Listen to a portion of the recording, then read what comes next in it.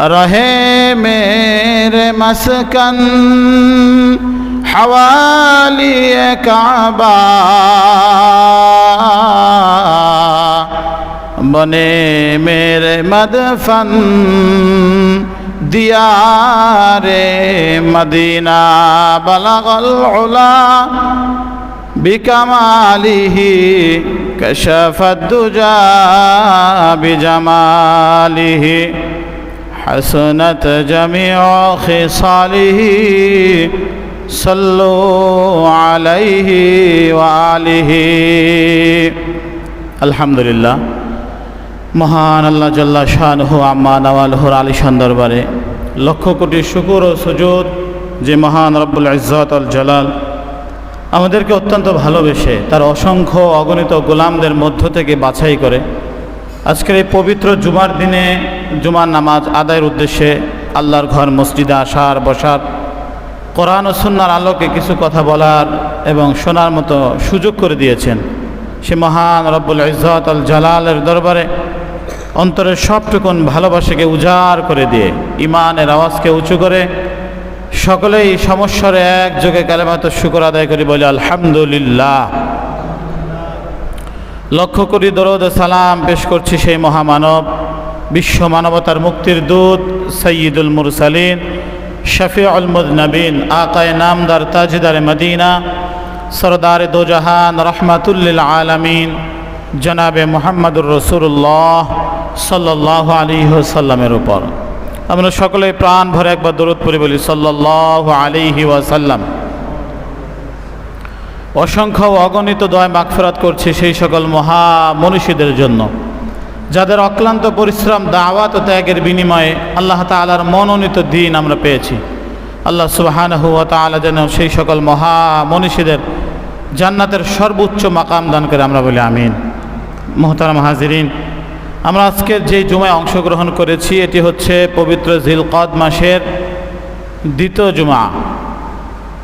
এখন হজের মৌসুম শুরু হয়েছে, তো সেই হিসাবে বিশ্বের বিভিন্ন প্রান্তর থেকে আল্লাহর পাগলরা আল্লাহর বান্দারা বাইতুল্লাহর উদ্দেশ্যে সফর করছে। বাংলাদেশ থেকেও বিগত এক সপ্তাহ আগ থেকেই হজযাত্রীদের ফ্লাইট যাত্রা শুরু হয়েছে আলহামদুলিল্লাহ। তো যেহেতু হজের মৌসুম এই জন্য আমরা হজ সংক্রান্ত কিছু আলোচনা করব। আল্লাহ সুবহানাহু ওয়া তাআলা আমাদেরকে সঠিক কথাগুলো বলার, প্রত্যেককে বুঝার, তদনুযায়ী প্রত্যেকে আমলের তৌফিক দান করে আমরা বলি আমিন।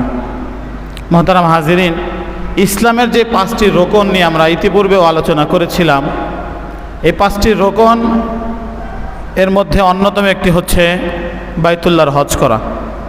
অর্থাৎ নবীজি সাল্লাল্লাহু আলাইহি সাল্লাম বলেন বুনিয়াল ইসলাম আলা খামসিন, ইসলামের মূল রোকন বা ভিত্তি হচ্ছে 5টি। শাহাদাতে আল্লাহ ইলাহা ইল্লাল্লাহ, সর্বপ্রথম যে মূল খুঁটি, মূল মধ্যকার যে ফাউন্ডেশন, সেই মূল খুঁটির সেটা হচ্ছে এই কথার সাক্ষী দেয়া যে আল্লাহ ব্যতীত আর কোনো ইলাহ নেই, উপাস্য নেই, মাবুদ নেই। ও আন্না মুহাম্মাদুর রাসূলুল্লাহ, এবং মুহাম্মদ সাল্লাল্লাহু আলাইহি সাল্লাম আল্লাহ পাক রব্বুল আলামিনের প্রেরিত রাসূল, এই কথা বিশ্বাস করা। এটা হচ্ছে ইসলামের মূল খুঁটি, মূল ভিত্তি। দ্বিতীয় নাম্বার খুঁটি হচ্ছে ইসলামের রোকন হচ্ছে ওয়া ইকামিস সালাহ, নামাজ প্রতিষ্ঠা করা, নামাজ কায়েম করা। ওয়া ইতাইজ যাকাত, তৃতীয় নাম্বার ইসলামের রোকন হচ্ছে যাকাত আদায় করা। চতুর্থ নাম্বার রোকন হচ্ছে ওয়াল হজ, বাইতুল্লাহর হজ করা। এটি ইসলামের মূল ফাউন্ডেশন, মূল ভিত্তির অন্যতম একটি। পঞ্চম নাম্বার হচ্ছে মাহে রমজানের রোজা রাখা। এই মূল যে 5টি ফাউন্ডেশন, মূল যে 5টি রোকন বা ভিত্তি রয়েছে ইসলামের, এই 5টি রোকনের মধ্যে যদি কোনো একটা রোকনের ব্যাপারে কারো সন্দেহ আসে দিলের মধ্যে, কেউ যদি এই রোকনগুলো মানতে অস্বীকার করে, অস্বীকৃতি জ্ঞাপন করে, অস্বীকৃতি জানায়, সঙ্গে সঙ্গে লোকটি বেঈমান হয়ে যাবে, ঈমান হারা হয়ে মুরতাদ হয়ে যাবে। এবং সে যদি স্বেচ্ছায় সজ্ঞানে ইসলামের এই ভিত্তিগুলির যে কোনো একটিকে অস্বীকার করে বসে, তাহলে সে মুরতাদ হয়ে যাবে। তাকে ওয়াজিবুল কতল, অর্থাৎ ইসলামী খলিফার জন্য তাকে হত্যা করা ওয়াজিব হবে। সর্বোচ্চ 3 দিন তাকে সময় দেয়া হবে। একজন লোক সে যদি স্বেচ্ছায় সজ্ঞানে ইসলাম ধর্ম ত্যাগ করে, বিষয়টা ভালো করে বুঝবেন। আল্লাহ কোরআনে বলেছেন লা ইকরাহা ফিদ্দিন, ধর্মের ব্যাপারে বাড়াবাড়ি নেই। কাউকে ইসলাম ধর্ম চাপিয়ে দেওয়ার অধিকার কোনো মুসলমানের নেই, কোনো মুসলিম শাসকের নেই যে কারো উপর ইসলাম ধর্ম চাপিয়ে দিবে কিংবা ইসলাম ধর্ম গ্রহণ করতে কোনো ব্যক্তি বা কোনো গোষ্ঠীকে বাধ্য করবে। এই অধিকার আল্লাহ দেননি। তার মানে এই নয় যে কোনো ব্যক্তি স্বেচ্ছায় সজ্ঞানে ইসলাম ধর্ম গ্রহণ করার পরে আবার যদি সে ইসলাম ত্যাগ করে তাহলে তার ব্যাপারে কোনো পদক্ষেপ নেওয়া যাবে না, বিষয়টা এমন নয়। অর্থাৎ কোনো ব্যক্তি মুসলিম ছিল, স্বেচ্ছায় সজ্ঞানে সে ইসলাম ধর্ম ত্যাগ করে বিধর্মী হয়েছে, যে ধর্মের অনুসারী হোক, অর্থাৎ ইসলামকে ত্যাগ করেছে, তাকে শরীয়তের ভাষায় মুরতাদ বলে। মুরতাদ মানে সে প্রত্যাবর্তন করেছে, ফিরে গিয়েছে, ইসলাম ত্যাগ করেছে। এই মুরতাদের বিধান হচ্ছে তাকে মুসলিম শাসক বন্দি করবে। প্রথম স্টেপ, মুসলিম শাসক তাকে বন্দি করবে এবং কোন কোন কারণে তার ভিতরে ইসলামের প্রতি অনীহা এসেছে, কি কি কারণে সে ইসলাম ত্যাগ করেছে, তার ভিতরে অভিযোগ থাকতে পারে না যে এই বিষয়গুলো আমার ইসলামের ভালো লাগে না, বা এই বিষয়গুলোকে অযৌক্তিক মনে হয়, কিংবা এই বিষয়গুলোর ব্যাপারে আমি অসন্তুষ্ট, এই জন্য আমি ইসলাম ছেড়ে দিয়েছি। তার যে দাবি এবং অভিযোগ এগুলো মুসলিম শাসক শুনবে যে তার কি কি দাবি রয়েছে কিংবা কি কি অভিযোগ রয়েছে ইসলামের ব্যাপারে। এই 3 দিন বসে শুনে এবার এই 3 দিনের মধ্যে যিনি তার প্রশ্নের জবাবগুলো দিতে পারবে এমন বিজ্ঞ ব্যক্তির সামনাসামনি তাকে করা হবে যে ইসলামের ব্যাপারে তোমার যত আপত্তি আছে সমস্ত আপত্তিগুলোকে খণ্ডন করা হবে, তোমার দাবির বিপক্ষে দলিল পেশ করে ইসলামের সত্যতা তোমার সামনে তুলে ধরা হবে। এইভাবে 3 দিন তাকে সময় দিয়ে ইসলামকে শতভাগ তাকে বুঝানো হবে। কোন ব্যক্তিকে ভালো করে বুঝেন, আবার যে আগে মুসলিম ছিল, স্বেচ্ছায় সজ্ঞানে ইসলাম ধর্ম ত্যাগ করেছে তার ব্যাপারে, অমুসলিমের ব্যাপারে না। যে ব্যক্তি ইসলাম গ্রহণই করে নাই তার ব্যাপারে ইসলামের বাধ্যবাধকতা নেই যে ইসলাম তাকে জোর করে চাপিয়ে দেওয়া হবে। কিন্তু আগে মুসলিম ছিল, মুসলিমের সন্তান ইসলাম ধর্ম গ্রহণ করেছে, আবার সে অমুসলিম হয়ে গিয়েছে, তার জন্য মুসলিম শাসকের কর্তব্য হচ্ছে এটা যে তাকে 3 দিন সময় দিয়ে ইসলামের ব্যাপারে পূর্ণাঙ্গ বুঝ তাকে দেয়া হবে। যত অভিযোগ আপত্তি ইসলামের ব্যাপারে আছে সেগুলোকে খণ্ডন করে তাকে বোঝানো হবে। 3 দিন সময় পার হয়ে গেলে এরপরেও যদি সে বুঝতে না চায়, তার মস্তিষ্ক যদি বিকৃতি হয়ে যায়, ইসলামের ব্যাপারে সে আপোষহীন হয়ে যায়, তাহলে মুসলিম শাসকের কর্তব্য হচ্ছে 3 দিন পরে তাকে হত্যা করা। এটা হচ্ছে ইসলামের বিধান। তো সেই হিসাবে এই ইসলামের যে মূল 5টি রোকন, 1 নম্বরে হচ্ছে আল্লাহ এবং তার রাসূলের উপরে ঈমান আনা, 2 নম্বরে নামাজকে প্রতিষ্ঠিত করা, 3 নম্বরে যাকাত আদায় করা, 4 নম্বরে বাইতুল্লাহর হজ করা সামর্থ্যবান হলে, 5 নম্বরে রমজান মাসের রোজা রাখা। এই 5টির মধ্যে যে কোনো একটি যদি কোনো ব্যক্তি অস্বীকার করে বসে, নিঃসন্দেহে সে মুরতাদ হয়ে যাবে, বেঈমান হয়ে যাবে। আর মুরতাদের ব্যাপারে আরও একটা মাসআলা হচ্ছে, কোনো ব্যক্তি ইসলাম থেকে যদি খারিজ হয়ে যায়, ইসলাম ধর্ম ত্যাগ করে কোনো কুফরি কোনো বা শিরকি কর্মকাণ্ডের মাধ্যমে ঈমান হারা হয়ে যায়, তো সঙ্গে সঙ্গে তার স্ত্রীর সাথে বিবাহ বন্ধন বিচ্ছেদ হয়ে যায়। বিষয়টা কি বুঝে আসছে আপনাদের? অর্থাৎ কোনো ব্যক্তি মুসলমান কোনো কুফরি কর্মকাণ্ড করেছে বা ইসলামের কোনো অকাট্য বিষয়কে সে অস্বীকৃতি জানিয়েছে, এটা সে মানে না, সঙ্গে সঙ্গে বেঈমান হয়ে যাবে। আর বেঈমান হয়ে যাওয়ার কারণে তার স্ত্রী যেহেতু একজন মুমিন ঈমানদার, সেই হিসেবে কখনো কাফেরের সঙ্গে একজন মুসলমানের সঙ্গে বিবাহ হতে পারে না, সঙ্গে সঙ্গে তাদের মধ্যে বিবাহ বন্ধন ছুটে যাবে। আজকালকার বর্তমান সমাজের দিকে তাকালে দেখা যায় অনেক সময় অনেক বাবা মা সন্তানের উপরে অতিষ্ঠ হয়ে মাঝে মাঝে সমাধান জানার জন্য আসে, বাধ্য হয়ে সন্তানকে অনেক সময় বাবা মা হত্যা পর্যন্ত করে ফেলে, এতটা অবাধ্য হয়ে যায় বা এতটা বাবা মার বিদ্বেষ হয়ে যায় সন্তান। এর কারণ কি জানেন? আমার মনে হয় মূল একটা কারণ হচ্ছে যে রাসূলুল্লাহ সাল্লাল্লাহু আলাইহি সাল্লামের ওই হাদিসের দিকে আমরা যদি খেয়াল করি, ইউসবিহুর রাজুলু মুমিনান ওয়া ইউমসি কাফিরা, যে এমন একটা জমানা আসবে যেই জমানায় সকালবেলা মানুষ ঈমানদার থাকবে তো সন্ধ্যায় বেঈমান হয়ে যাবে, সন্ধ্যায় মুমিন থাকবে তো সকালে সে বেঈমান হয়ে যাবে। অর্থাৎ বিভিন্ন কর্মকাণ্ডের মাধ্যমে কুফর শিরকে লিপ্ত হওয়ার মাধ্যমে তার ঈমান চলে যাবে, এবং যে চলে যাবে সেটা সে টেরও পাবে না। ঠিক যখন একজন মানুষ কোনো কুফরির মাধ্যমে তার ঈমান চলে গেল, স্বামী স্ত্রীর মধ্যে বিবাহ বন্ধন বিচ্ছেদ হয়ে গেল, এখন পুনরায় যদি এই উভয় নারী এবং পুরুষ স্বামী স্ত্রীর মতো সম্পর্ক করে এখান থেকে কোনো সন্তান জন্ম নেয়, তাহলে সেই সন্তান বৈধ হবে না অবৈধ হবে বলেন তো? বিবাহ বহির্ভূত হলে যেভাবে অবৈধ হতো, স্বামী স্ত্রীর সম্পর্ক বিচ্ছেদ হয়ে যাওয়ার কারণে তাদের মাধ্যমে যেই সন্তান জন্ম নেবে সেটা জারজ সন্তান হবে, অবৈধ সন্তান হবে। তো সেই হিসাবে অবৈধ সন্তান এবং জারজ সন্তান সে স্বভাবগতভাবেই একটু বিকৃত মস্তিষ্কের হয়, স্বভাবগতভাবেই একটু বাবা মা বিদ্বেষী, ইসলাম বিদ্বেষী, মুসলিম বিদ্বেষী, এটা স্বাভাবিক জন্মগতভাবে, যেহেতু তার জন্মের মধ্যে ত্রুটি, শুরুতেই তার ত্রুটি ছিল।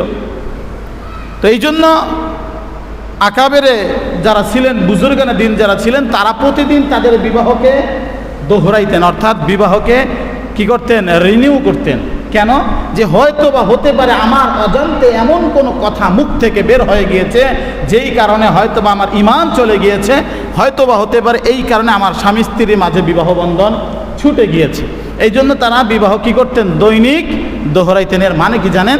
এর মানে হচ্ছে যে বিবাহ তো সহজ একদম, 3টা কাজকে সমন্বিত করলে বিবাহ হয়ে যায়।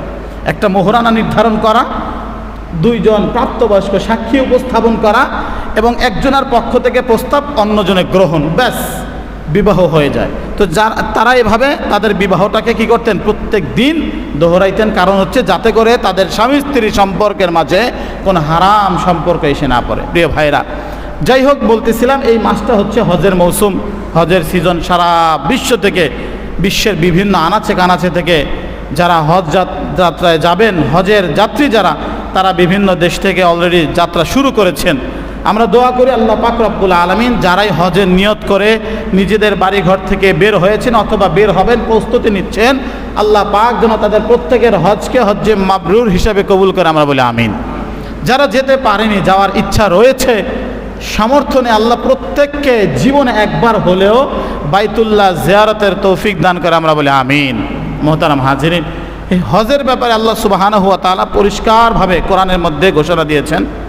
আল্লাহ পাক বলেন সূরা আলে ইমরানের মধ্যে 4 পারার প্রথম পৃষ্ঠায় আল্লাহ বলতেছেন, ইন্না আউওয়ালা বাইতিন উদিআ লিন-নাস লাল্লাযী বিবাক্কাতা মুবারাকান ওয়া হুদাল লিল আলামিন। আল্লাহ বলতেছেন নিশ্চয়ই সর্বপ্রথম ঘর যেটা পৃথিবীতে নির্মাণ করা হয়েছিল মানব জাতির জন্য, ইন্না আউওয়ালা বাইত, সর্বপ্রথম যেই ঘরটা নির্মাণ করা হয়েছে, উদিআ লিন-নাস, মানব জাতির জন্য যেটা নির্মাণ করা হয়েছে, স্থাপন করা হয়েছে, লাল্লাযী বিবাক্কাতা মুবারাকা, সেই ঘর নির্মাণ হয়েছিল মক্কার মধ্যে। মুবারাকা, যেই ঘরটা বরকতময় ঘর, ওয়া হুদাল লিল আলামিন, বিশ্ববাসীর জন্য হেদায়েতের নিদর্শন, হেদায়েতের পথ প্রদর্শক হিসাবে যেই ঘর নির্মাণ করা হয়েছে সর্বপ্রথম, ওই ঘরটার নাম হচ্ছে বাইতুল্লাহ। আল্লাহর নবীর সাহাবী জিজ্ঞাসা করলেন, ইয়া রাসূলুল্লাহ, ইয়া হাবিবাল্লাহ, পৃথিবীতে সর্বপ্রথম কোন ঘর নির্মাণ করা হয়? নবীজি বলেন সর্বপ্রথম বাইতুল্লাহ নির্মাণ করা হয়েছে। এরপরে সাহাবী আবার জিজ্ঞাসা করে, ইয়া রাসূলুল্লাহ, এরপরে কোন ঘর নির্মাণ করা হয়েছে? নবী বলেন এরপরে 2 নম্বরে বাইতুল মুকাদ্দিস নির্মাণ করা হয়েছে। সাহাবী আবার জিজ্ঞাসা করে, ইয়া রাসূলুল্লাহ, ইয়া হাবিবাল্লাহ, এই বাইতুল্লাহ এবং বাইতুল মুকাদ্দিসের মধ্যে কত বছরের ব্যবধান ছিল? কত বছর পরে বাইতুল্লাহর, কত বছর পরে বাইতুল মুকাদ্দিস নির্মাণ করা হয়? নবীজি বলেন 2টা ঘরের মধ্যে, অর্থাৎ 2টা মসজিদের মধ্যে নির্মাণের দূরত্ব ছিল মাত্র 40 বছর। 40 বছরের ব্যবধানে বাইতুল্লাহ এবং বাইতুল মাকদিসকে নির্মাণ করা হয়। পৃথিবীর মধ্যে এমন একটা মসজিদ, যেই মসজিদটা সর্বপ্রথম আল্লাহ পাক রব্বুল আলামিন পৃথিবীর মধ্যে মানব জাতির জন্য নির্মাণ করেছিলেন, ওই ঘরটা হচ্ছে বাইতুল্লাহ। আর ওই বাইতুল্লাহর এরিয়ার মধ্যে, চত্বরের মধ্যে কোনো ব্যক্তি যদি 1 রাকাত নামাজ পড়ে, নবীজি বললেন প্রতি রাকাতের বিনিময়ে আল্লাহ পাক রব্বুল আলামিন ওই বান্দাকে 1 লক্ষ রাকাতের সওয়াব দান করে, বলি সুবহানাল্লাহ। প্রতি রাকাতে 1 লক্ষ রাকাতের সওয়াব আল্লাহ দান করেন।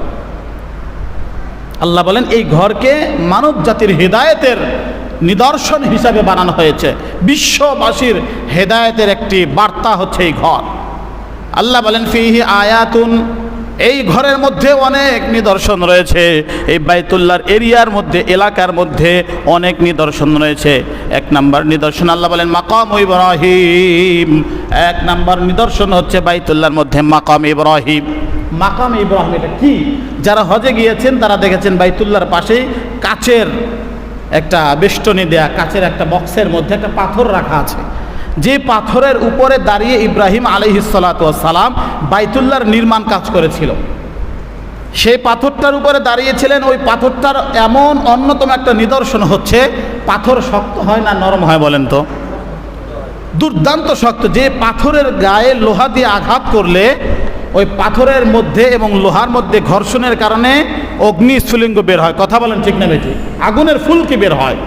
বলে এমন শক্ত একটা পাথর, যেখানে নবী ইব্রাহিম আলাইহিস সালাতু ওয়াস সালাম দাঁড়িয়ে বাইতুল্লাহর নির্মাণ কাজ করেছিলেন, ওই পাথরটাকে আল্লাহ পাক রব্বুল আলামিন মোমের মতো নরম বানিয়ে দিয়েছিলেন সুবহানাল্লাহ, যাতে খলিলুল্লাহর কষ্ট না হয় দাঁড়াতে।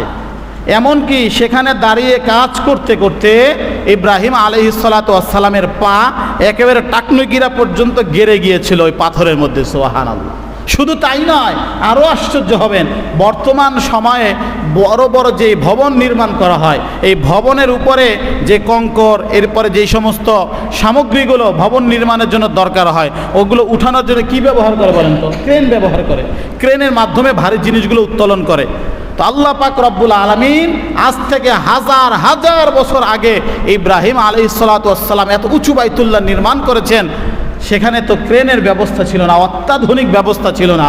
আল্লাহ এই পাথরের মাধ্যমে এমন নিদর্শন দেখিয়েছেন, তাফসিরের মধ্যে লেখেন ইব্রাহিম আলাইহিস সালাতু ওয়াস সালাম নির্মাণ কাজ করতে করতে গাঁথুনি দিতে দিতে যত উপরে উঠে, পাথরটা ক্রমান্বয়ে আল্লাহর হুকুমে তত উঁচু হতে থাকে সুবহানাল্লাহ। আবার কাজ করতে করতে নিচে নামার প্রয়োজন হয়, তো পাথরটা নিচে নামতে থাকে। একটা পাথরের টুকরার মধ্যে, পাথরের খণ্ডের মধ্যে আল্লাহ পাকের কুদরতি নিদর্শন আল্লাহ দেখিয়ে দিয়েছে। আল্লাহ বলেন ফিহি আয়াতুম বাইয়িনাতুম মাকাম ইব্রাহিম, এই বাইতুল্লাহর চত্বরের মধ্যে একটা অন্যতম নিদর্শন হচ্ছে মাকাম ইব্রাহিম। আল্লাহ বলেন ওমান দাখালাহু কানা আমিনা, যেই ব্যক্তি এই হেরেমের চত্বরের মাঝে বাইতুল্লাহর এরিয়ার মধ্যে প্রবেশ করবে, আল্লাহ বলেন ওই ব্যক্তিকে আমি নিরাপদ করে দেই। ওই বাইতুল্লাহর এরিয়ার মধ্যে যাই ব্যক্তি প্রবেশ করবে, আল্লাহ পাক তাকে নিরাপত্তার চাদরে আবৃষ্ট করে ফেলেন সুবহানাল্লাহ। এমনকি পিতার হত্যাকারীকে বাইতুল্লাহর এরিয়ার মধ্যে দেখেছে, হত্যাকারী ব্যক্তিকেও কি করে না, সন্তান আঘাত করে না। সবচেয়ে জানের দুশ্মন, প্রাণের দুশ্মন, সেও যদি বাইতুল্লাহর এরিয়ার মধ্যে বসে দেখা হয়ে যায়, তাকে আঘাত করতে পারে না। এমনকি বড় একজন পাপিষ্ঠ ব্যক্তি, যাকে হত্যা করতে হবে, এমন ব্যক্তি যদি বাইতুল্লাহর এরিয়ার মধ্যে প্রবেশ করে, বাইতুল্লাহর এরিয়ার মধ্যে তাকে শাস্তি দেওয়া যাবে না। বলা হয়েছে যে তাকে বাইতুল্লাহ থেকে বের হতে বাধ্য করতে হবে, এখান থেকে বের হওয়ার পরে তার উপরে দণ্ডবিধি আরোপ করতে হবে। আল্লাহ বলে ওমান দাখালাহু কানা আমিনা, যে প্রবেশ করলো তো নিরাপদ হয়ে গেল। আল্লাহ মক্কাবাসীকে উদ্দেশ্য করে বলতেছেন আওয়ালাম ইয়ারাউ আন্না জাআলনা হারামান আমিনান ওয়া ইয়াতাকাত্তাফুন নাসু মিন হাওলিহিম, তারা কি দেখে না আমি বাইতুল্লাহকে কিভাবে নিরাপত্তার চাদরে আবৃষ্ট করে রেখেছি। আল্লাহ বলেন দুনিয়ার চতুর্দিকে অনেক ডাকাতি, অনেক লুটতরাজ হয়, অনেক রকমের গন্ডগোল হয়, কিন্তু বাইতুল্লাহর আশেপাশে যারা রয়েছে সমস্ত ঝামেলা থেকে, সমস্ত বিপদ থেকে আল্লাহ কুদরতিভাবে তাদেরকে হেফাজত করেন। এটা আল্লাহ পাকের এই ঘরের আলাদা একটা অন্যতম বৈশিষ্ট্য। আল্লাহ বলেন ওয়ালিল্লাহি আলান নাসি হিজ্জুল বাইত, এই ঘরের অন্যতম বড় বৈশিষ্ট্য হচ্ছে যাদের সামর্থ্য রয়েছে, আলাল্লাহি ওয়ালিল্লাহি আলান নাসি হিজ্জুল বাইত, যারা সামর্থ্য রাখে, মানিস্তাতা ইলাইহি সাবিলা, যারা খরচ বহন করার, ব্যয়ভার বহন করার সাধ্য সামর্থ্য রাখে, অর্থাৎ নিজ বাসগৃহ থেকে বাইতুল্লাহ যেতে এবং ফেরত আসতে যেই পরিমাণ অর্থকরীর প্রয়োজন, আবারও বুঝেন, নিজ বাসগৃহ থেকে বাইতুল্লাহ যেতে এবং হজের যাবতীয় কার্যক্রম কমপ্লিট করে আবার নিজের বাড়িতে ফিরতে যত সময় লাগে, এর মধ্যে যত খরচের প্রয়োজন হয় এবং তার অনুপস্থিতিতে তার পরিবার পরিজনের খরচ যেগুলো আছে, তাদের খরচ বহন করার সামর্থ্য রাখে, ওই ব্যক্তির উপরে বাইতুল্লাহর হজকে আল্লাহ ফরজ করে দিয়েছেন সুবহানাল্লাহ। তার মানে যেই ব্যক্তি নিজের বাসগৃহ থেকে, সেটা যে কোনো প্রান্তরে হোক, যে কোনো দেশের হোক, তার নিজ বাসগৃহ থেকে বাইতুল্লাহ যাবে, হজের যাবতীয় কার্যক্রম কমপ্লিট করে আবার ফিরে আসবে এবং তার অনুপস্থিতিতে তার পরিবারের যাবতীয় খরচাদি সে সব কিছু মেনটেন করে যেতে পারবে, আল্লাহ বলেন তার উপরে বাইতুল্লাহর হজ আল্লাহ ফরজ করে দিয়েছেন। ওমান কাফারা ফাইন্নাল্লাহা গনিয়্যুন আনিল আলামিন। আল্লাহ বলেন যে আমি হজ ফরজ করেছি, কিন্তু এরপরে যদি কেউ অস্বীকার করে না, সে হজ করবে না। বিগত প্রায় 10 থেকে 12 বছর আগে বাংলার এক কুলাঙ্গার, যিনি মন্ত্রী পরিষদে ছিলেন, লতিফ সিদ্দিকী ওরফে লতিফ কাজ্জাবি যিনি ছিলেন, এই কুলাঙ্গার হজ নিয়ে কটূক্তি করেছিল। আপনারা শোনেন নাই? মনে আছে তো? দুর্বার আন্দোলন গড়ে তুলেছিল, সারা বাংলার ধর্মপ্রাণ মুসলমানগুলো রাজপথে নেমে গিয়েছিল এবং আন্দোলনের চাপে পড়ে সে তার মন্ত্রী পদ পর্যন্ত হারিয়েছে, প্রধানমন্ত্রী তাকে বরখাস্ত পর্যন্ত করেছিল। এই বাইতুল্লাহর হজ নিয়ে সে কটূক্তি করেছিল, বিভিন্ন রকমের কটু মন্তব্য করেছিল। আল্লাহ এই সমস্ত কুলাঙ্গারদেরকে উদ্দেশ্য করে বলতেছেন ওমান কাফারা, যদি কেউ এই বাইতুল্লাহর হজের ব্যাপারে, ইসলামের কোনো নীতিমালার ব্যাপারে অস্বীকৃতি জ্ঞাপন করে, ফাইন্নাল্লাহা গনিয়্যুন আনিল আলামিন, আল্লাহ পাক এই সমস্ত কুলাঙ্গার থেকে আল্লাহ পাক রব্বুল আলামিন সম্পূর্ণভাবে বেনিয়াজ এবং অমুখাপেক্ষী। এদের ধার আল্লাহ ধারে না। যদি কেউ না যায় আল্লাহর কোনো সমস্যা হবে না। যাই হোক প্রিয় ভাইয়েরা, যেহেতু হজের মৌসুম চলছে, আমরা ইনশাআল্লাহ হজ কোন কোন ব্যক্তির উপরে ফরজ, হজ কখন ফরজ হয় এবং হজের ফজিলত সম্পর্কে ইনশাআল্লাহ আমরা আলোচনা করার চেষ্টা করব। শুরুতেই যে আয়াতে কারিমা তেলাওয়াত করেছিলাম, ইন্না আউওয়ালা বাইত, নিশ্চয় আল্লাহ বলেন যে নিশ্চয়ই সর্বপ্রথম যে ঘর এবং স্থাপনা নির্মাণ করা হয়েছে মানব জাতির জন্য, সেই ঘরটা হচ্ছে মক্কায়। কোথায়? আমরা জানি মক্কা শরীফে, কিন্তু কোরআনে আল্লাহ বলেছেন লাল্লাযী বি বাক্কা, বাক্কা বলেছেন, মক্কা বলেন নাই। মুফাসসিরিন কেরামের বিভিন্ন ব্যাখ্যা রয়েছে। এর মধ্যে কেউ কেউ বলেছেন যে এই মাক্কা এবং বাক্কা একই, লাউ এবং কতু যেমন এক, এই মাক্কা এবং বাক্কা একই। মানে আরবিতে মিমের স্থলে বা ব্যবহার হয়, আবার বায়ের স্থলে মিম ব্যবহার করা যায়, এর দ্বারা কোনো সমস্যা হয় না এবং অর্থেরও কি হয় না, পরিবর্তন হয় না। আবার কোনো কোনো মুফাসসিরগণ বলেছেন মক্কা হচ্ছে শহরের নাম। আমরা যে মক্কা শরীফ বলি, মক্কা হচ্ছে কি ওই শহরের নাম হচ্ছে মক্কা, এবং বাইতুল্লাহর যে এরিয়া, যে চত্বর হেরেম, ওটাকে বলা হয় বাক্কা। এটা কারো কারো ব্যাখ্যা। আবার কেউ কেউ বলেছেন যে বাক্কাকে এই জন্য বাক্কা বলা হয়, এই মক্কাকে এই জন্য বাক্কা বলা হয়, বাক্কার শাব্দিক অর্থ হচ্ছে ধ্বংস করা। বাক্কার শাব্দিক অর্থ হচ্ছে কি ধ্বংস করা, ভেঙে ফেলা, একদম কোনো জিনিসকে ধ্বংস করে দেয়া, ভেঙে ফেলা, এটাকে বাক্কা বলা হয় আরবিতে। এই জন্য আল্লাহ বলছেন লাল্লাযী বি বাক্কা, আমি এমন একটা ঘর মানব জাতির হেদায়েতের জন্য নির্মাণ করেছি যে ঘরটা অবস্থিত বাক্কায়, অর্থাৎ মক্কাতুল মুকাররমায়। তো বাক্কা কেন বলেছে? বাক্কা এই জন্য বলা হয়েছে যে যেই ব্যক্তি বা যেই জনগোষ্ঠী বা পৃথিবীর যেই রাষ্ট্র এই মক্কার ঘরের ব্যাপারে বাইতুল্লাহর বিরুদ্ধে অবস্থান নিবে, এই বাইতুল্লাহর বরকতে ওই ব্যক্তি, ওই জাতি, ওই গোষ্ঠী সমূলে বিনাশ এবং ধ্বংস হয়ে যাবে। কথা বলেন ঠিক না বেটি? এটা আল্লাহ পাকের এই ঘরের অন্যতম একটা বৈশিষ্ট্য। আপনারা জানেন যে বাইতুল্লাহ ধ্বংস করার জন্য আব্রাহা তার দলবল সৈন্যমন্য নিয়ে এসেছিল বাইতুল্লাহ ধ্বংস করার জন্য। জানেন কি জানেন না? আল্লাহ পাক কোরআনে সূরা ফিলের মধ্যে এই বিস্তারিত ঘটনাটা মানব জাতির সামনে পেশ করেছেন। আল্লাহ বলেন আলাম তারা কাইফা ফাআলা রাব্বুকা বিআসহাবিল ফিল। নবী হে, আপনি কি দেখেননি, আপনি কি জানেন না, আপনি কি দেখেননি কাইফা ফাআলা রাব্বুক, আপনার রব কেমন আচরণ করেছিল বিআসহাবিল ফিল, হস্তি বাহিনীর সাথে। আসহাব মানে ওয়ালা আর কি, আর ফিল মানে হাতি, হাতিওয়ালাদের সাথে আল্লাহ পাক কিরূপ আচরণ করেছে আপনি কি দেখেননি? আলাম ইয়াজআল কাইদাহুম ফি তাদলিল, আল্লাহ কি তাদের চক্রান্তকে ধ্বংস করেনি, নস্যাৎ করেনি? ওয়া আরসালা আলাইহিম তায়রান আবাবিল, আল্লাহ পাক রব্বুল আলামিন তাদের উপরে ঝাঁকে ঝাঁকে পাখি প্রেরণ করেছিল। যেমন আমরা সবাই জানি যে আব্রাহা বাদশাকে ধ্বংসের জন্য যে পাখিগুলো পাঠিয়েছিল, সেই পাখিগুলোর নাম কি বলেন তো? এই যে এক চান্সে আমরা বলে ফেলেছি আবাবিল পাখি। মূলত আবাবিল কোনো পাখির নাম নয়। আপনারা নির্ভরযোগ্য তাফসিরগুলো খুললে দেখবেন আবাবিল এই শব্দটা হচ্ছে বহুবচন একটা শব্দ। ইবিল শব্দের বহুবচন হচ্ছে আবাবিল, অর্থাৎ ঝাঁকে ঝাঁকে। আবাবিল শাব্দিকের অর্থ কি? আবাবিল শব্দের শাব্দিক অর্থ হচ্ছে ঝাঁকে ঝাঁকে। খেয়াল করেন অর্থের দিকে, তাহলে সহজে বুঝবেন। ওয়া আরসালা, তিনি প্রেরণ করেছেন, আলাইহিম, হাতি বাহিনীর উপরে। ও আরসালা মানে তিনি প্রেরণ করেছেন কাদের উপরে? হস্তি বাহিনীর উপরে। তয়রন, তৈর শব্দের অর্থ হচ্ছে পাখি। তৈর শব্দের অর্থ কি? পাখি। আবাবিল, ঝাঁকে ঝাঁকে, অর্থাৎ তিনি হস্তি বাহিনীর উপরে ঝাঁকে ঝাঁকে পাখি পাঠিয়েছেন। ওই পাখিটার নাম মূলত আবাবিল না, এটা আমাদের সমাজের লোকমুখে প্রচলন হয়ে গিয়েছে। এখন আমরা জানি যে হস্তি বাহিনীর উপরে যেই পাখিটা পাঠানো হয়েছিল ওই পাখির নাম আবাবিল। মূলত পাখির নাম আবাবিল না, ওই পাখিটা একবারের জন্যই আল্লাহ পৃথিবীতে পাঠিয়েছিলেন এবং এটা পরবর্তীতে আর আসবে না, অতীতেও আসে নাই। এটা আল্লাহ পাক কুদরতিভাবে শুধুমাত্র খাস করে এই জাতিটাকে, এই গোষ্ঠীটাকে ধ্বংস করার জন্যই পাঠিয়েছিল। যাই হোক, কথা হচ্ছে যে যারাই মক্কাকে ধ্বংস করার জন্য আসবে, যারাই বাইতুল্লাহর উপর আঘাত করার চেষ্টা করবে, আল্লাহ পাক তাদেরকে ধ্বংস করবেন। এটা হচ্ছে আল্লাহ পাকের ওয়াদা। ইয়ামানের যে গভর্নর বা শাসক যিনি ছিলেন আব্রাহা, ঘটনা অনেক লম্বা, এই বিস্তর আলোচনা করতে কয়েক জুমার প্রয়োজন। আমি মূল পয়েন্টগুলো আপনাদের সামনে উল্লেখ করছি। যে আব্রাহা তিনি খ্রিস্ট ধর্মে ছিলেন এবং তিনি খ্রিস্ট ধর্মের অনুসারীদেরকে একত্রিত করার জন্য এবং মুসলমানদের সাথে, অর্থাৎ আল্লাহ পাকের পক্ষ থেকে, তৎকালীন সময়ে যদিও মক্কার লোকগুলো মুশরিক ছিল, মূর্তি পূজা করত, কিন্তু তারা আল্লাহ বিশ্বাসী ছিল। সমস্যা ছিল তারা এক আল্লাহ বিশ্বাসী ছিল না। কথাগুলো কি বুঝতেছেন আপনারা?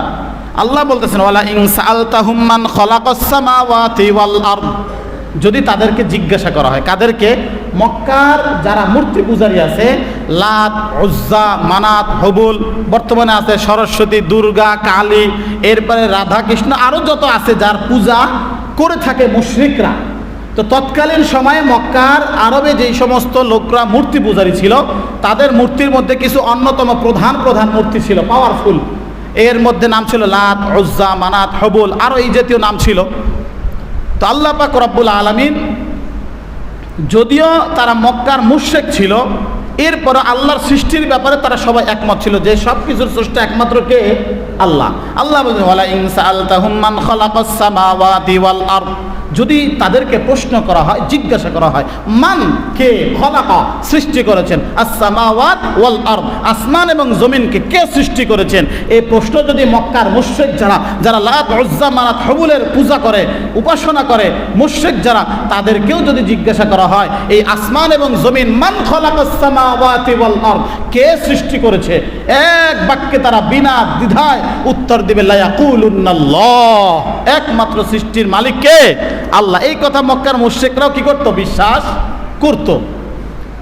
যারা আলেম তারা ভালো করে জানেন যে এই লা ইয়াকুলুন্নাল্লাহ এই শব্দটার মধ্যে লাম এবং শেষে নুনে তাকিদ, লামে তাকিদ দিয়ে আরও আবশ্যকভাবে বোঝানো হয়েছে, অবশ্যই অবশ্যই তারা বলবে সব কিছু স্রষ্টা একমাত্র কে? আল্লাহ। তো যেহেতু বাইতুল্লাহ মক্কা শরীফের মধ্যে অবস্থিত, এই জন্য সারা বিশ্বের সমস্ত ধর্মপ্রাণ মুসলমানগুলো কোথায় চলে যেত? মক্কায় তাওয়াফ করার জন্য যেত। কাবা ঘরের ইতিহাস তো অনেক লম্বা, বলার মতো অতটা সময় নেই। তো এটা তার ভিতরে হিংসা জেগেছে। ওই বাদশাহ আব্রাহা, ইয়ামানের গভর্নর, তিনি চিন্তা করেছে মানুষের এই গতি মক্কার দিক থেকে ঘুরিয়ে ইয়ামানের দিকে কিভাবে আনা যায়। এই জন্য তিনি একটা কি করেছেন, রাষ্ট্রীয় সম্পদ খরচ করে একটা গির্জা নির্মাণ করেছেন এবং ওই গির্জাটার নাম হচ্ছে কিসওয়া গির্জা। কি গির্জা? কিসওয়া। এই জন্য কিসওয়া গির্জাটার নাম, যে ওই গির্জাটা এত সুউচ্চ করেছে, ওই গির্জার দিকে তাকাতে হলে, মাথা পর্যন্ত দেখতে হলে মানুষের মাথা এমন পিছনে নিতে হতো, দেখতে দেখতে মাথা থেকে টুপি পড়ে যেত। মাথা থেকে কি পড়ে যেত? টুপি পড়ে যেত। এত সুউচ্চ একটা গির্জা সে নির্মাণ করেছে। তো যাই হোক, এবং নির্মাণ করার পরে সে ঘোষণা দিল যে এখন থেকে আর মক্কায় যাওয়া লাগবে না মানুষের। মক্কায় গেলে যে লাভ, আমার এই গির্জায় আসলে সেই সমান লাভ। মক্কার মানুষের গতি ঘুরিয়ে সে ইয়ামানের দিকে আনতে চেয়েছিল। তো আল্লাহর এক বান্দা, সে এই তার বক্তব্যকে উপেক্ষা করে, তার এই বক্তব্যকে নস্যাৎ করার জন্য এক ভদ্রলোক গিয়ে ওই গির্জায় টয়লেট করে দিয়েছে। গির্জার ভিতর গিয়ে টয়লেট করে দিয়েছে। অন্য এক বর্ণনা এসেছে যে কিছু বণিক ছিল, আরবের যে যারা আসছিল এবং রাতে ওই গির্জার পাশে তারা অবস্থান করেছিল এবং আগুন জ্বালিয়েছিল, সেখান থেকে বাতাসে বা যে কোনো মাধ্যমে আগুন গিয়ে গির্জায় লাগে, সেখান থেকে বিশাল অগ্নিকাণ্ডের ঘটনা ঘটে এবং এই গির্জা পুড়ে যায়। তো গির্জা পুড়ে যাওয়ার পরে এরপরে ওই ইয়ামানের বাদশাহ উনি রাগে ক্ষোভে ফেটে গিয়ে তিনি বলতেছেন যে আমার যেহেতু গির্জা ধ্বংস হয়েছে, আমি এবার বাইতুল্লাহ ধ্বংস করব। এই জন্য সে বাইতুল্লাহ ধ্বংসের জন্য দলবল নিয়ে রওনা দিয়েছে। বিশাল লম্বা ঘটনা, সেদিকে তো যাব না। তো যখন দলবল নিয়ে রওনা দিয়েছে, কাছাকাছি সময় যখন গিয়েছে, নফল নামে এক ব্যক্তি তাকে প্রতিরোধ করার জন্য চেষ্টা করেছে। বিভিন্ন গোত্র থেকে বের হয়েছিল, কিন্তু তার এত বড় বিশাল বাহিনীর সামনে কেউ টিকে থাকতে পারেনি। যাই হোক, যারাই প্রতিরোধ করতে চেয়েছে তাদেরকেই পরাজিত করে বন্দী করেছে, নিয়ে যাচ্ছিল। মক্কার কাছাকাছি যখন গিয়েছে, তখন ওই বাদশার মূল যে প্রধান যে হাতি, কোনো কোনো বর্ণনায় এসে 8টি অথবা 12টি, এই হাতির প্রধান যে বড় হাতিটার নাম ছিল মাহমুদ। হাতির নাম কি ছিল? মাহমুদ। ওই মাহমুদের কানে কানে নওফল বলে দিয়েছিল যে খবরদার, তুমি যেই দিকে যাচ্ছ এই দিকে কিন্তু বাইতুল্লাহ, আর তোমার এই মুনিব যাচ্ছে বাইতুল্লাহ ধ্বংস করার জন্য, খবরদার এই দিকে আর কদম বাড়িও না। কথা শুনতে দেরি, আল্লাহ পাকের আজমতের সামনে বাইতুল্লাহ সম্মানার্থে ওই হাতি বসে গিয়েছে, আর সামনে আগায় না। অনেক মারধর, অনেক আঘাত, অনেক চেষ্টা বিফলে যাওয়ার পরে দেখে যে হাতি আর সামনে কি করে না, আর আগায় না। এরপরে হাতি উল্টা দিকে দৌড় দিয়েছে। তো সে তো দৌড় দিয়েছে, বাকি হাতি নিয়ে বাইতুল্লাহ ধ্বংসের জন্য রওনা দিয়েছে আবরাহা। তো আল্লাহ পাক রব্বুল আলামিন এই বাইতুল্লাহকে হেফাজত করবেন, সংরক্ষণ করবেন, এটা আল্লাহ পাকের ওয়াদা। ঘর কার? বাইতুল্লাহ কার ঘর? নিঃসন্দেহে আল্লাহর ঘর, হেফাজতের জিম্মাদারি আল্লাহ তাআলা। যাই হোক, কাছাকাছি গিয়ে মক্কার লোকদের কাছে একজন দূত প্রেরণ করা হয়েছিল যে তুমি গিয়ে মক্কার লোকদেরকে বলো, যারা দায়িত্বশীল আছে তাদেরকে বলো যে আমরা তাদের সাথে কোনো যুদ্ধ বিগ্রহের জন্য আসিনি, আমরা শুধু এই কাবাগরটাকে ধ্বংস করে চলে যাব। এবং ওই তৎকালীন সময়ে রাসূলুল্লাহ সাল্লাল্লাহু আলাইহি ওয়াসাল্লামের দাদা আব্দুল মুত্তালিব, আপন দাদা, তিনি ছিলেন এই বাইতুল্লাহর মোতাওয়াল্লি, দেখাশোনার দায়িত্বে ছিলেন তিনি। তো তাকে ডাকা হয়েছে, সে বাদশাহ আবরাহার কাছে গিয়েছে। তো আল্লাহ পাক রব্বুল আলামিন যেই বংশে তার প্রিয় হাবিবকে পাঠাবেন, ওই বংশের মানুষগুলোর মধ্যে তাদের রূপ, লাবণ্য, সৌন্দর্য, শক্তি, সামর্থ্য অন্যরকম ছিল, সবার চেয়ে অন্যরকম ছিল, আলাদা ছিল। তো রাসূলুল্লাহ সাল্লাল্লাহু আলাইহি ওয়াসাল্লামের দাদা যখন বাদশার দরবারে ঢুকে, বাদশা সিংহাসন ছেড়ে উঠে দাঁড়িয়ে গিয়েছে, তার সুঠাম দেহ, তার মায়াবী চেহারা দেখে সে সম্মানার্থে দাঁড়িয়ে গিয়েছে সামনে। তো বলতেছে যে আমি তোমাদের সাথে কোনো যুদ্ধ করব না, এসেছি শুধুমাত্র কি ধ্বংস করবে? কথা বলেন, কি ধ্বংস করবে? কাবাঘর ধ্বংস করবে। তো বলছে যে আপনি ধ্বংস করেন, আমাদের কোনো সমস্যা নাই। তো আপনি কেন আসছেন? বলছে আমার কিছু উট ছিল। আমার কি ছিল? উট ছিল, আপনার লোকেরা বন্দি করেছে প্রায় 200 উট, আমি উট নিতে এসেছি, আমার উটগুলো দিয়ে দেন। তো উটগুলো তাকে দেয়া হলো এবং বাদশা কিছুটা আশ্চর্য হলো যে বাইতুল্লাহর মোতাওয়াল্লি, তিনি দায়িত্বশীল, অথচ সে বাইতুল্লাহর হেফাজতের ব্যাপারে একটা বারও আবেদন করলো না, নিজের স্বার্থ নিয়ে টানাটানি, উট নিয়ে টানাটানি, ঘটনা কি? তো সে বলল দেখেন, উটের মালিক আল্লাহ আমাকে বানিয়েছে, কিন্তু আমি তো বাইতুল্লাহর মালিক না। বাইতুল্লাহর মালিক সরাসরি কে? আল্লাহ। আমার দায়িত্ব আমার উট হেফাজত করা, আর আল্লাহ তার ঘরকে সে হেফাজত করবে। তো এই বলে তার উট নিয়ে সে যখন ফিরে গিয়েছে তার গোত্রের মাঝে, যাওয়ার পরে সবাইকে ঘোষণা দিল যে তোমরা পাহাড়ের আড়ালে আশ্রয় নাও এবং কেউ কোনো প্রতিরোধের চেষ্টা করবে না। সবাই পাহাড়ের আড়ালে আশ্রয় নেওয়ার পরে আব্দুল মুত্তালিব সহ আর কয়েকজনকে নিয়ে বাইতুল্লাহর সামনে অঝোর ধারায় কাঁদতেছে, আল্লাহ আপনার ঘর হেফাজত করার মতো, এই বাহিনীর সাথে লড়াই করার মতো সাধ্য সামর্থ্য শক্তি আমাদের নেই, আল্লাহ আপনি হেফাজত করেন। এই বলে তিনি কাবার ঘরের চাবিগুলো উপরে ঢিল দিয়ে সে চলে গেছে। তো এরপরে যখন সকালে তারা রওনা দিয়েছে, বাইতুল্লাহর কাছাকাছি এসে গিয়েছে ধ্বংস করবে, আল্লাহ বলেন আরসালা আলাইহিম তায়রান আবাবিল, রওনা দিতে দেরি করেছে, আল্লাহ পাকের পক্ষ থেকে আযাবের ছোট ছোট পাখিগুলো ঝাঁকে ঝাঁকে আল্লাহ পাক এই বাদশার দলের উপরে প্রেরণ করেছে। আল্লাহ বলেন শুধু পাঠিয়েছি তাই নয়, ও আরসালা আলাইহিম তায়রান, যেই পাখিগুলোকে পাঠানো হয়েছে তাদের মুখে এমন বোমা ছিল, এমন বিস্ফোরিত জিনিস ছিল যেগুলোর আকৃতি ছিল মসুরের ডাল অথবা মাসকলার ডালের মতো, মসুরি ডাল অথবা মাসকলার ডালের মতো ছোট ছোট দানা ছিল, এবং প্রতিটা দানার মধ্যে লেখা ছিল কোনটা কার গায়ে ফেলা হবে। তাফসীরের মধ্যে এসেছে যখন পাখিগুলো এসেছে ঝাঁকে ঝাঁকে আসার পরে এক একটা পাখি তার মুখ থেকে এই বোমাগুলো যখন ফেলছে, এক একটা বোমাগুলো যখন হাতির পিঠের উপরে পড়ে, ওই হাতিগুলো উপর থেকে পড়ে একদম নিচ থেকে বের হয়ে যায়। যাওয়ার সঙ্গে সঙ্গে ফাজা আলাহুম কাসফিম মাকুল, আল্লাহ পাক রব্বুল আলামিন এই সামান্য একটা মসুরি ডালের মতো কঙ্করের আঘাতে ওই হাতিগুলো মানুষগুলো চর্বিত ভুসির মতো, অর্থাৎ গরু যখন কোনো ঘাস কিংবা খড়কুটা ভুসি চাবিয়ে যখন ফেলে দেয়, অর্থাৎ সহজে বোঝার জন্য বলি, কুরবানির সময় গরু জবাই করার পরে তার পেট থেকে যে ঘাসগুলো বের হয় চাবিয়ে চাবিয়ে একদম মানে কি বলে ছাতুর মতো বানিয়ে ফেলেছে। ওই এক একটা পাথরের আঘাতে আল্লাহর এই দুশমনদেরকে আল্লাহ পাক ওই পরিণতি ঘটিয়েছেন। বলেন সুবহানাল্লাহ। এটা আল্লাহ পাকের অন্যতম কুদরতি নিদর্শন হচ্ছে বাইতুল্লাহ, যে বাইতুল্লাহর ব্যাপারে যেই জাতি কিংবা গোষ্ঠী আঙুল তোলার চেষ্টা করবে, চোখ রাঙানোর চেষ্টা করবে, আল্লাহ ওই জাতি, ওই ব্যক্তি, ওই শ্রেণীকে ধ্বংস করবেন। এই ব্যাপারে সন্দেহ, কথা বলেন, সন্দেহ আছে? সন্দেহ নাই প্রিয় ভাইয়েরা। এই জন্য এই বাইতুল্লাহ অন্যতম একটা নিদর্শন হচ্ছে বাইতুল্লাহর মধ্যে যারা ঢুকবে আল্লাহ তাদেরকে নিরাপদ করবেন। অতএব যারা হজের উদ্দেশ্যে বিস্তারিত আলোচনার আর সুযোগ নেই, আগামী জুমায় বাকি আলোচনা করবে ইনশাআল্লাহ। হজের উদ্দেশ্যে যারা রওনা দিবে, একটা হাদিস বলেই শেষ করছি, বাইতুল্লাহ হজের উদ্দেশ্যে যারা রওনা দিবে এবং হজ যাদের কবুল হবে তাদের ব্যাপারে আল্লাহ বলেছেন রজা আকা, নবীজি বলেন রজা আকা ইয়াউমিন ওয়ালাদাতহু উম্মু, যে তারা এমন অবস্থায় বাইতুল্লাহ থেকে ফিরবে সদ্য ভূমিষ্ঠ নবজাতক একটা বাচ্চা যেভাবে নিষ্পাপ হয়ে যায়, বাইতুল্লাহ সফর করে হজের কার্যক্রম শেষ করে আসার সঙ্গে সঙ্গে আল্লাহ পাক একজন ইমানদারকে ওইভাবে নিষ্পাপ করে দেয়। বলি সুবহানাল্লাহ। এই জন্য আল্লাহ পাক রব্বুল আলামিন যাদেরকে সামর্থ্য দিয়েছেন, আগামী জুমা ইনশাআল্লাহ বিস্তারিত আলোচনা হবে ইনশাআল্লাহ, সামর্থ্য দিয়েছেন তাদের উচিত হবে যখনই সামর্থ্য হয়েছে সঙ্গে সঙ্গে হজের ইচ্ছা করা, এরাদা করা, হজের জন্য প্রস্তুতি নেওয়া। অন্যথায় দেরি হয়ে গেলে দেখা গেছে আল্লাহ রসুল বলেন যাকে আল্লাহ পাক সুস্থতা দিয়েছেন এবং কোনো জালেমের কারণে তার সফর স্থগিত হয়নি, অথবা কঠিন কোনো অসুস্থতায় সে পড়েনি, অথবা কোনো এমন ওজোর বা অজুহাত ছিল না যেই কারণে সে হজে যেতে পারেনি, এগুলো না থাকার পরেও সুস্থ সবল ব্যক্তি যদি কি হয় হজে না যায়, ইনশা ইয়াহুদিয়াও, যদি সে চায় ইহুদি হয়ে মারা যাক অথবা খ্রিস্টান হয়ে মারা যাক, আমি নবী এ ব্যাপারে কিছু জানি না। আওয়াজ করে বলেন নাউজুবিল্লাহ। এই জন্য আল্লাহ পাক রব্বুল আলামিন আমাদের প্রত্যেককে যেন অন্ততপক্ষে জীবনে একবার হলেও বাইতুল্লাহ সফরের তৌফিক দান করেন, হজ্জে মাবরুর নসিব করে আমরা বলি আমিন। ওয়া আখিরু দাওয়ানা আলহামদুলিল্লাহি রাব্বিল আলামিন। যাদের সুন্নাত বাকি আছে 4 রাকাত কবর জুমার সুন্নাত